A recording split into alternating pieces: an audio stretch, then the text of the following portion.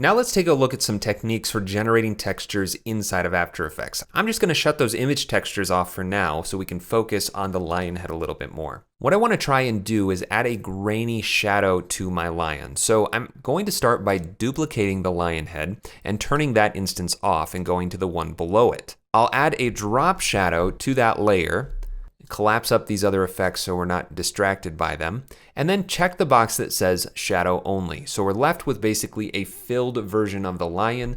In fact, I can even get rid of these other two effects. So we're left with basically a filled version of the lion, and I'm going to turn the opacity all the way up to 100%.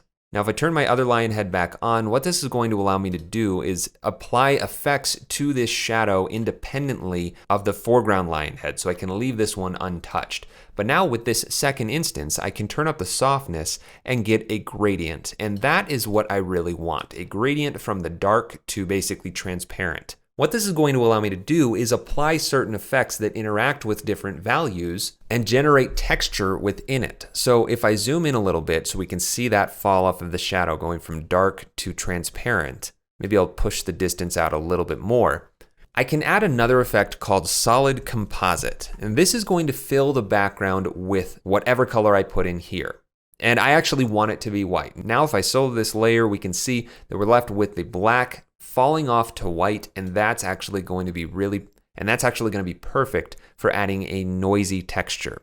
So I'm going to collapse up those two effects and add another one called Noise HLS. And that stands for hue, lightness, and saturation. So I can apply noise to each one of those channels individually. If I go to the lightness channel, which is what we're dealing with here, there's no color information, just lightness values, and increase that, then we're going to apply noise to that channel. And what I like about this effect is that I can switch it from the noise type of uniform to squared or grain, and grain allows you to choose a grain size. What I really like about this is that if I make it a lot bigger, it does get a little blurry, but it's much more chunky. So I'm going to turn that grain up quite a bit and then add a levels effect right after it so that I can crush those white values and get rid of the texture in the areas I didn't actually want to see it. I can also do the same thing with the blacks just to dial this in a little bit more. Now, that's probably a little too large. The grain size is really, really big, so maybe I'm going to dial that back so it looks almost more like a paint splatter texture now. And I'm getting some of those dots back in here, so I'm going to crush those whites a bit more. And now that I have this black and white texture, all I need to do is change the blend mode for that layer to multiply, and it will remove all of the white. So now I have this grainy shadow texture that's showing up behind my lion. Now, if I didn't want it to be pure black, I could obviously open up the opacity, dial that back a little bit, or I could add a tint effect just like before and change that black color to maybe be that deep blue. I think that looked pretty good. But because I'm using that blend mode of multiply, that is going to interact with those background colors. So if I wanted to truly have whatever color I want without it blending, I would need to delete that tint effect and change this blend mode back to normal. So we're left with the white and black again. Then I'll add one more effect called Extract, which is going to allow me to fade out the white. If I grab the top right square right here and move it all the way to the left, that's going to blend out all of those white colors without actually using a blending mode. And then I can grab this bottom right corner and slide it out to the right a bit, just so it's a little bit more soft. If I zoom in nice and close, you can see what that's doing. It's really, really crunchy without that softness. Down here, this is the exact same control, but as I increase this, it's going to soften that out. I don't want to do it so much that I see that white, but maybe right about there looks a little bit better. Now that this is actually a transparent texture, I can fill it with any color I want. So I'll add in a fill effect and maybe sample this dark blue color in the mane of that lion, and now I have this gritty texture. And it's all based on this drop shadow, so I could push it out a little bit further, I could make it even softer, or change the direction to whatever I want. It's all really easy to do. Now that I've set this all up, I could also just select all of the effects that generated that texture, which would be the drop shadow, solid composite, noise HLS, levels, extract, and fill, and then come up to the animation menu and say Save Animation Preset. Even though this isn't an animation, it still saves all the effect controls and whatever you've applied. So you could save it as a preset and then apply it to whatever you want. In fact, we could even adapt this to work not just as a shadow, but to actually texture the entire lion. So I'm going to shut that layer off and rebuild the effect on top of the lion. Now, I'm using the CC toner effect to add this color in. That's something I want to maintain. So for now, I'm just going to turn it off, but that's going to go at the bottom of my effect stack. I may or may not want this levels effect, but I'm going to reset it to start. And then apply the tint effect to desaturate the lion. So I'll just take out all of the color, and I want those whites to be a lot brighter, so I am going to use this levels effect. I just need to drag it below the tint effect so it applies it after that desaturation. Then I'll grab my whites and bring it up a lot more. So I really do want to crush this quite a bit on both the lights and the darks, and maybe overall increase the brightness in the midtones. I'll close both of those up and then add the noise HLS effect. So noise HLS. Right after levels, again change the noise to grain and increase the lightness grain. And if I zoom in and we take a look, we still have all of those details. It's basically using this noise pattern to shade or generate the different values of my lion. I could increase or decrease that grain size if I wanted to, and then again apply another levels effect. I'll duplicate that, but drag it below the noise HLS effect. Reset it, and then dial it in however I'd like. So I'm going to get rid of some of those smaller dots by crushing the whites, fill in some more of that black area by crushing the blacks, and I'm getting these faded out semi-transparent areas. That's just because of the alpha matte of this layer. So I'm going to go into the first instance of levels and switch my channel to alpha to actually crush that alpha channel a little bit so we don't get so much of that semi-transparency. Now it's a much cleaner edge. I've generated this texture to shade my lion rather than actually using the photo so that it's not so photorealistic. And what I can do is bring my CC toner back on to get back to those similar colors that I had originally. And now looking at this as a whole, using those same types of effects, I've converted basically the photo version of my lion into a stippled version of my lion almost with that noise HLS. And I could increase or decrease the grain size to add more or less detail, and play around with the instances of levels to bring more or less detail into the overall image. This actually works really well for photos, but it can also be applied to basic shapes in After Effects. So if I turn that lion off and I just take something as simple as a square, I'll just hold Shift and double click on the rectangle tool to make a perfect square, and then scale it down by going into the rectangle path and turning down the size. Now I want a fill, no stroke, so I'm going to turn off the stroke, turn on the fill, and we'll change this to being white. Then I'll click OK, and we're going to apply another stack of effects to generate an inner shadow. Now there is a layer style that allows you to apply an inner shadow, but doing it this way will allow me to bypass pre-composing the layer, which is something I try to do as much as possible. So I'm going to go into my effects and presets and again add a drop shadow effect. This is going to be the basis for my inner shadow. I'll check the shadow only box, increase the opacity all the way, and turn up the softness. Then I'm going to apply an invert effect, which by default just inverts the color channels, but I want to change the channel type from RGB to alpha all the way down at the bottom. That's going to invert the alpha channel, leaving me with this soft square hole. Then I'll add a CC composite effect, which is going to allow me to bring the original layer back on top if I uncheck RGB only. But instead of actually bringing back that original unaffected layer, I want to use the CC composite effect to shape the alpha channel based on that unaffected version of the layer. So I'll change the composite original mode all the way down off the recording actually to stencil alpha. That's going to take the original unaffected alpha channel and use it basically as a track matte for the affected version of the layer, which essentially leaves me with an inner shadow for my square. But what's cool is that because it's based on this drop shadow, I can increase the distance, change the angle, as well as the softness, and it's going to allow me to dial that look in however I want. Now, I do want to bring in that white filled background, so I'm going to duplicate CC Composite one more time, reset it, change the composite original to behind, as well as uncheck RGB only. That's going to composite the original layer behind everything that's already there, including the original alpha channel. So now I have this inner shadow on top of my square, and it's black and white, which allows me to do that same process again. I'll collapse all of these effects, add a noise HLS effect, increase the lightness value to bring in some of that texture, change the noise to grain, grab a levels effect, crush those white values, crush the blacks a little bit, and now I have this grainy shaded texture that I can tint using any one of the tint effects. Since I'm dealing with just black and white values, I will use tint instead of CC toner or tritone, something else like that. And that will allow me to change the white to be something that maybe fits my color palette a little bit better, and change the blacks down to, again, that deep blue I think looks pretty good. Maybe a little bit more into the cyan area.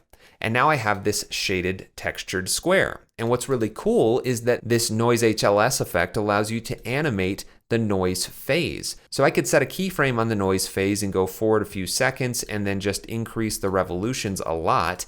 And now I'm going to have this kind of dancing noise texture. And if I don't like how fast that is, I could add a little expression to that value. If I just press U to bring up those two keyframes I just set, I'll hold Alt or Option and click on the stopwatch and type out posterize, and it's actually going to autofill for me. I'm just going to click on posterize time, double click on that. It fills in the expression, and all I need to put in between these parentheses is the number of frames per second I want this to actually update. So I'm working at 30 frames per second. Let's drop it down to 10 frames per second. And what this is going to do is only update this value at a rate of 10 frames per second. But I need to add one more line. If I drop down, I just need to type out value and finish it off with a semicolon. In fact, I'll do that at the end of the first line as well, just to follow proper syntax for expressions. But what this is going to do is look at the value, so whatever value I've set between these two keyframes, and update that value at 10 frames per second.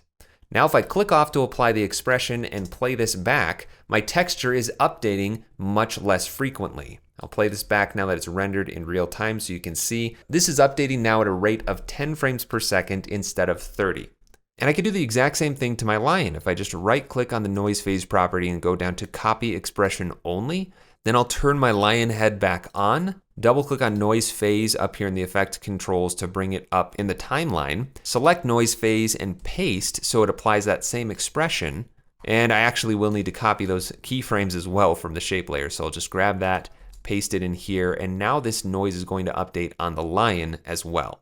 And that gives it a very cool look. Now I don't have to use keyframes. I could easily drive this with expressions, so I'm just going to delete those two keyframes, go back into my expression, and instead of value here, I'm just going to say random, and in the parentheses say 10,000. What that will do is generate a random value between 0 and 10,000 for every frame of my composition.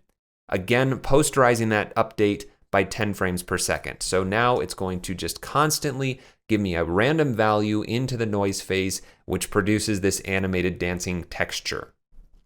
And this all works really well with the texture photos as well, so I could enable all of those back in here. And now we're combining techniques to create something that looks really interesting. But going back to the shape layer, I wanted to point out that you can use texture as an effective way for shading things in a really stylistic way. Maybe I want to round off the corners of this square a little bit more so it doesn't feel quite so sharp. I could just go into the roundness of the rectangle path and increase the roundness of the corners so that it fits that a little more. And then maybe I want to add a grainy shadow to this as well. I could just duplicate the layer, copy those effects from my second instance of the lion head, again from the drop shadow down, which if you saved as an animation preset, you would just apply that preset.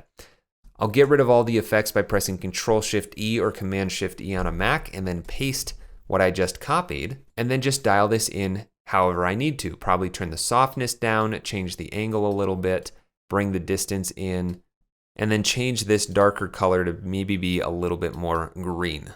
And now I have that grainy shadow applied to the square, not only inside, but also on the outside of that square. And maybe we could even introduce that into the background of this design that I've been developing. And maybe we could even try introducing this technique into a background element for this part of the composition with the lion head. I'm going to add a new solid layer by pressing Command or Control Y. And I'll just call this stripes, and we'll make it white. Click OK. And then add a Venetian blinds effect. This is one of my favorite effects for patterns of stripes because all I need to do is increase the completion and that will give me stripes basically. I can increase or decrease the width to make them bigger or smaller, and I can also rotate them to put that at any direction I'd like. So I'm going to move this down below just above the background, so it's just being applied to the background, and then maybe add a twirl effect, which is going to give me a little bit of distortion on that background. If I increase the twirl angle as well as the twirl radius to be much larger, then we'll see these stripes twirling around. Now, this is getting cropped off because of the size of the solid, so I'm going to go up to Layer Solid Settings and increase the width and height to say 2300 by 2300, just so it's much bigger and we're not going to see those cropped off edges. Now to introduce this more as a texture rather than just stripes, I could increase the feather so that it fades from that solid to transparent again and fill in that background one more time with a solid composite effect. This time I'm going to change the color to black so that we see these stripes nice and clearly. I'll solo it so we can see exactly what's happening. If I increase that feather even more, then we're going to get a nice soft transition from white to black. Maybe I'll increase that twirl angle even more to get something really cool looking. I could move the center point around, but that is going to start revealing some edges, so I've got to be careful with how far I push that. But now I have this cool stripe pattern in the background, but I want to introduce that same grain to it as we have on the square up here. So again, I'm going to select the effects that are generating the noise, so noise, HLS, levels, and tint. Copy those. Turn that layer off and solo the stripes layer, paste those effects, and instantly we've got this grainy texture applied to our stripes, as well as those colors that we applied with the tint effect. But I want to point something out. If I turn the feather all the way off, then we're barely getting any texture at all. And that's a key thing to understand. Generating the shading with noise really depends on a gradient or a change in value. So the more I feather this out, the more that noise is going to disperse and give us a gradient for this shading. Or if you don't want the shading, you can turn that all the way down and it just gives this kind of printed quality that is still really cool. So there are lots and lots of possibilities and an endless number of effects and ways to combine them to create your own unique textures. But now I have these cool stripes in the background. I could animate the textures of those as well. And just to make it go a little bit quicker, I'm going to double click on the noise phase from the lion's head, copy that property, go into the stripes, double click on that, paste it in there. I don't need the keyframes anymore, but now the noise is going to be uniformly changing between the lion and the background. I'll probably want to paste that on the noise for the shadow of the lion as well. So noise phase, paste that in. Now everything's going to animate together. And then I could even make the background a little bit more interesting by going into the stripes layer, going into Venetian blinds, and then adding some keyframes on the direction. So it's going to give a lot more movement to the background. If I set a keyframe here, go forward maybe 5 seconds, and just twirl this around a little bit. Now we've got some movement in the background, but it's animating faster than the actual noise texture. So why don't I synchronize those up? Again, I'm going to double click on noise phase, right click and say copy expression only, because that's the only part that I want from that. I don't actually want the property. Then double click on the direction for Venetian blinds and paste that with Controller Command V.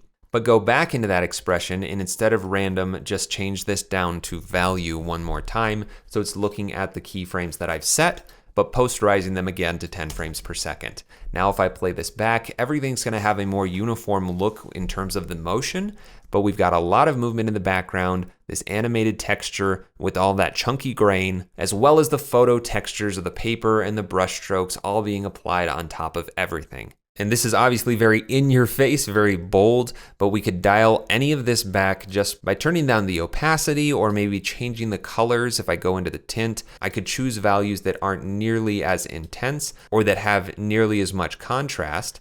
In fact, if I choose the same green color and then just slightly bring this down, maybe make it a little bit more saturated and slightly change the hue, then it's going to be much more subtle and keep the focus a little bit more on our subject, which is really the lion.